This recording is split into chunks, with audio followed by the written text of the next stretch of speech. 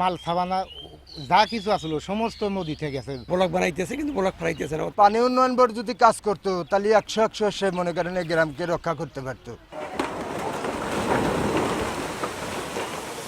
চোখের পলকে নদীতে বিলীন হয়ে যাচ্ছে একের পর এক বসতবাড়ি, পাকা ভবন, ভিটেমাটি, গাছপালা, ফসলি জমি, রাস্তাঘাট, শিক্ষা প্রতিষ্ঠান, কোনো কিছুই বাদ যাচ্ছে না আগ্রাসী যমুনার ভাঙনের থাবা থেকে।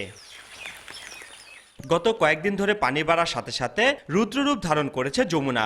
অব্যাহত ভাঙনে সিরাজগঞ্জের শাহজাদপুর ও এনায়েতপুরের অর্ধশত বসতবাড়ি, গাছপালা, ফসলি জমি, রাস্তাঘাট নদীগর্ভে বিলীন হয়ে গেছে।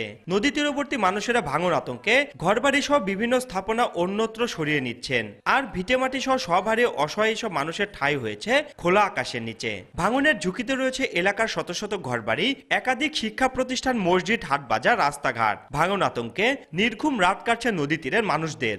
মাল সাবানা যা কিছু আসলো সমস্ত নদীতে গেছে। এমনভাবে ভাঙে অন্তকে মানুষ সরার মতন কায়দা পাওয়া যায় না। একবারে বিশ্ব গেছি আমি যখন রান্না খাবো রান্নার থালার মধ্যে না।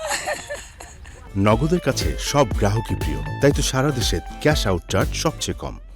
ভাঙন থেকে রক্ষায় 3 বছর আগে নদীর ডান তীরে স্থায়ী বাঁধের কাজ শুরু হলেও তা শুধু ব্লক তৈরির মধ্যে সীমাবদ্ধ রয়েছে বলে অভিযোগ ভুক্তভোগীদের। এজন্য পানি উন্নয়ন বোর্ড ও ঠিকাদারের গাফিলতিকে দুষছেন তারা।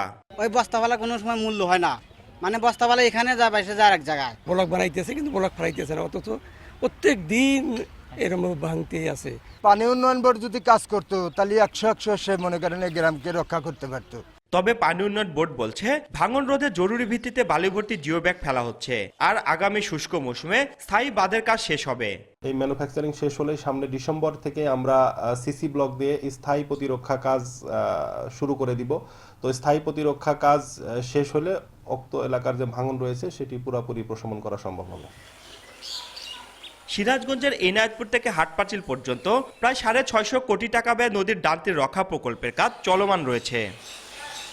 দেখে বোঝার উপায় নেই এই ভবনটিতে একসময় কোনো পরিবারের বসতি ছিল। গত কয়েকদিনে যমুনার তীব্র ভাঙনে শুধুমাত্র সিরাজগঞ্জের শাহজাদপুর ও এনায়েতপুরেই প্রায় অর্ধশত বসতবাড়ি নদীগর্ভে বিলীন হয়ে গেছে। এলাকাবাসীর অভিযোগ, যমুনার স্থায়ী বাঁধের কাজটি সঠিক সময়ে শেষ হলে হয়তো এই ভাঙনের অবস্থা সৃষ্টি হতো না। সিরাজগঞ্জের শাহজাদপুর থেকে রিঙ্কু কুণ্ডু, সময় সংবাদ।